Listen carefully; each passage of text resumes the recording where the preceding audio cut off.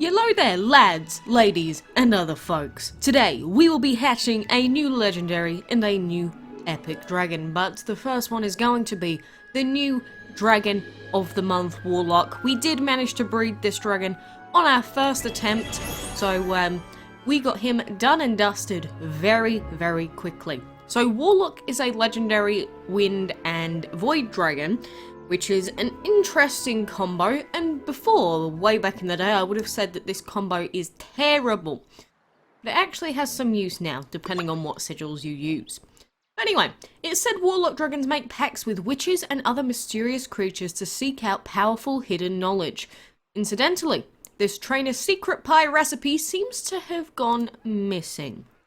So, you'll notice with the Warlock dragon that he has a lot of sort of schmut on his head. The baby form is kind of weird. It's almost like he's getting to know, or he's like learning how to create things on his head. And then when he becomes an adult, he gets these big green sort of, I don't even know what they're supposed to be actually, on his head. But it's got just a strange sort of design on it. Is it just me, or does that look like pieces of the actual Warlock dragon on his head? Is that just maybe an accidental asset that's been put on there?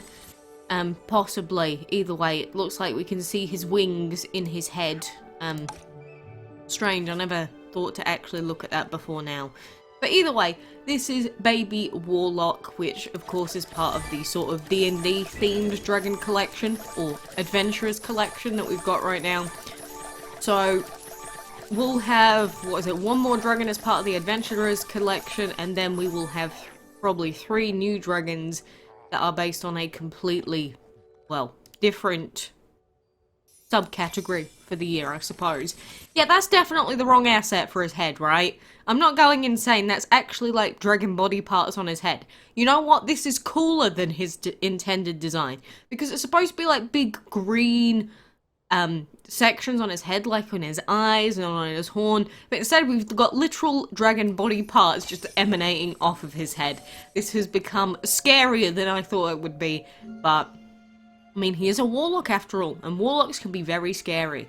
Well, how could that happen? That's actually so funny. Anyway, moving on from Warlock there, we also have this new dragon, which has a pretty cool egg design. It's sort of like spiky, but sort of sleek at the same time. I like the eggs that are sort of simple, but you can understand how they'd fit the theme for the dragon. And this is the Razorhelm Dragon, which is part of the Divine Chests right now, and he is a fire, water, and earth dragon. So Razorhelm dragons are fearsome and loyal warriors who fight and hunt in tightly organised, viciously efficient packs. Approach them with utmost caution, and whatever you do, don't pet them. Why? Are they too spiky to the human touch? I mean, technically I did just pet him. Why don't they just make it that if you pet the dragon you lose XP? That would actually be so funny, right? And then it would actually make sense with his description. But you can see I'm petting him and nothing disastrous has happened.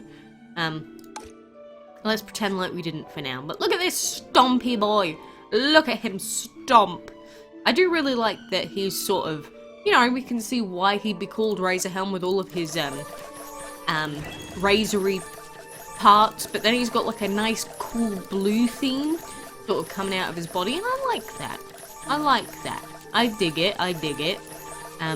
So that is Razorhelm, also at level 20 now. Yeah, he does look a lot razory now. Razory. Yeah, I guess that would be how we say it. But he, like I said, is part of the new Divine Chest collection. So those are our 2 new dragons. So what am I going to do about breeding for now? I have no idea. We do have Aphrodite breeding coming up very soon, I believe, so we've also got that to look at. So for anyone that hasn't actually seen the upcoming events for the next week, because I haven't gone through it yet, this is the general gist. We've got a Heroes Challenge event, we've got a Bottomless Dungeon with the Scarfy Dragon in it, we've got a Breeding Blitz that has the Divine Aphrodite Dragon in there from the 5th to the 9th, we've got Sugar Rush, we've got Power Boosters, and we've got Otto's Lotto stuff going on. So, if we take a look at the full schedule now, hi there everyone, here are the upcoming things for next week, blah blah blah blah blah. So October 5th to the 12th, the Last Chance Dungeon. So look out for the Scarf Dragon, the special edition of the Bottomless Dungeon, which includes Divine Chest Dragon parts to be found inside the dungeon's chests, and Wind Up is going to be in the shop. So this is going to be the actual last chance for you to get bonus pieces for any remaining dragons. Then we've got the clan event Sugar Rush from the 5th to the 9th. Then we have the new Dragon Master Pass from the 5th to the 9th. Well, the 5th of October to the 9th of November, I should probably preface that. So a brand new season of rewards is here. Collect season points by breeding and hatching dragons, completing daily tasks, and participating in events. So I'm curious to see what's in there. Then we've got Heroes Challenge from the 5th to the 12th. So using only the Warlock Dragon, defeat dragons and progress through the challenge to claim the final prize of the Circus Dragon. And I really do like the Circus Dragon. So we can only use the legendary Warlock Dragon. I'm very lucky that I already have him, which means that the Heroes Challenge is going to be easy peasy.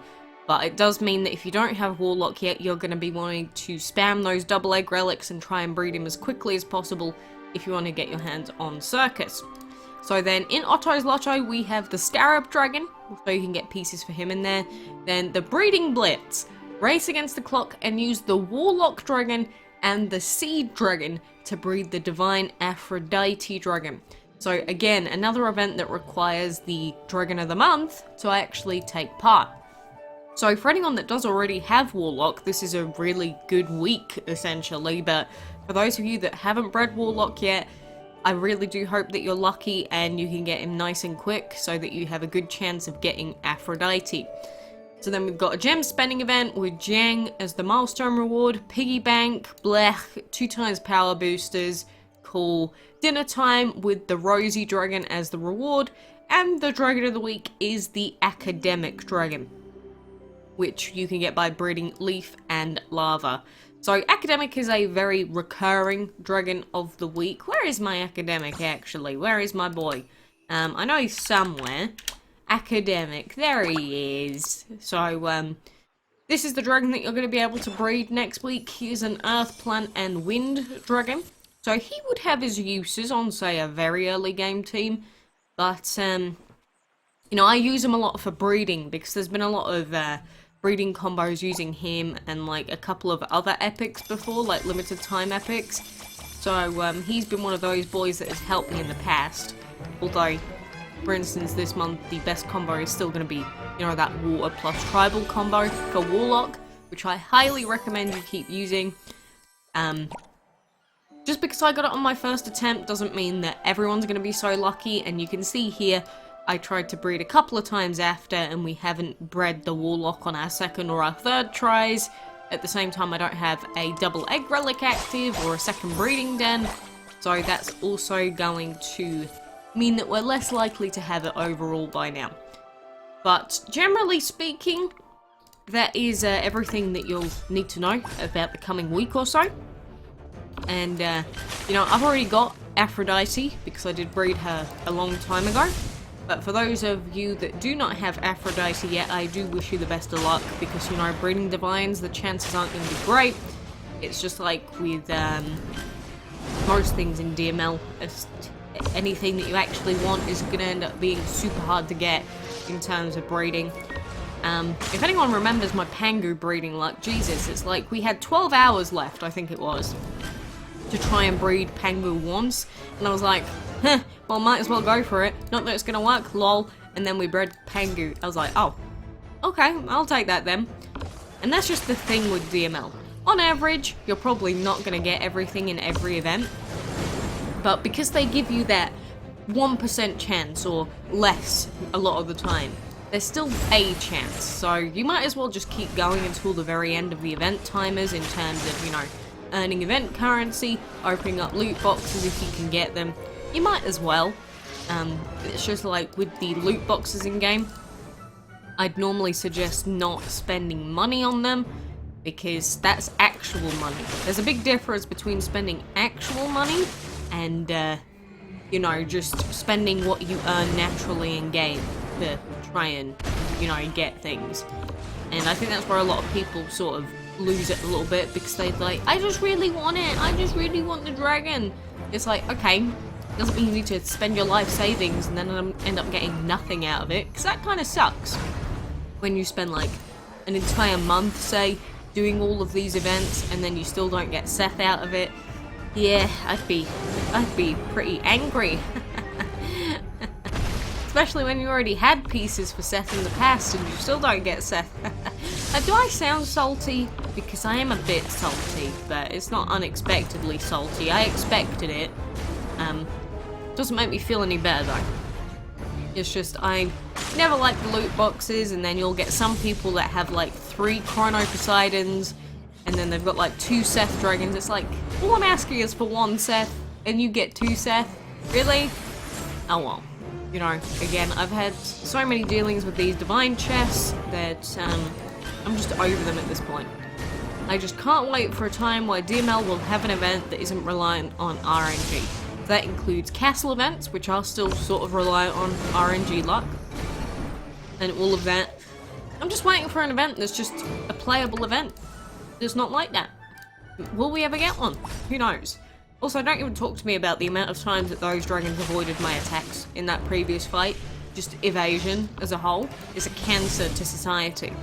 It's a cancer to human beings. And it's a cancer to DML. That's what evasion is. But you see, a lot of people say that when you've got Purity and Daredevil that you can't really face dragons that have evasion and rebirth. But if you've got a water healer, you can handle it easily.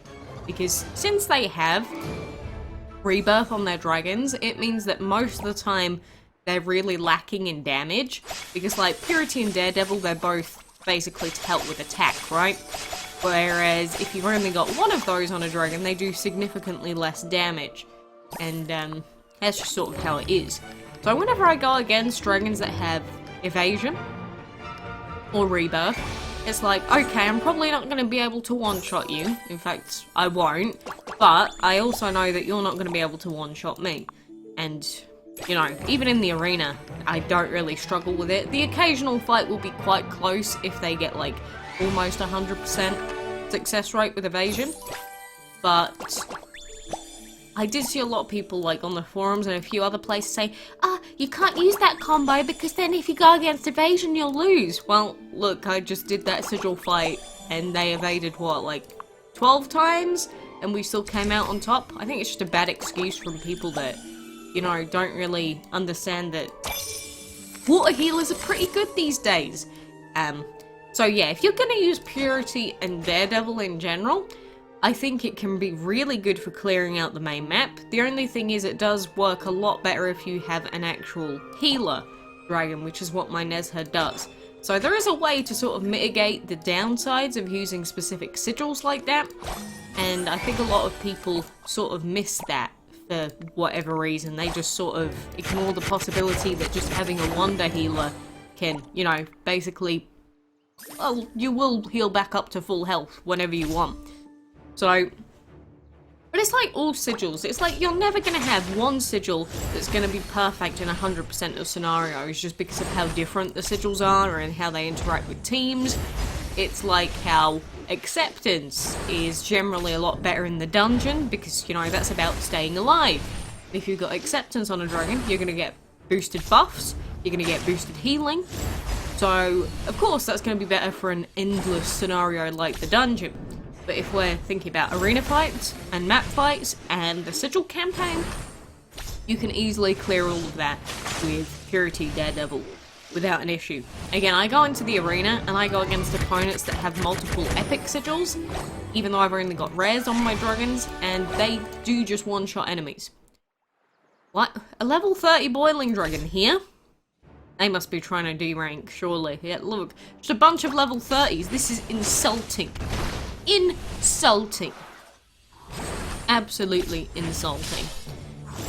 But, yeah, in terms of the divine chests, I've seen that a lot of people have been successful in getting 300 pieces for Chrono Poseidon and things like that.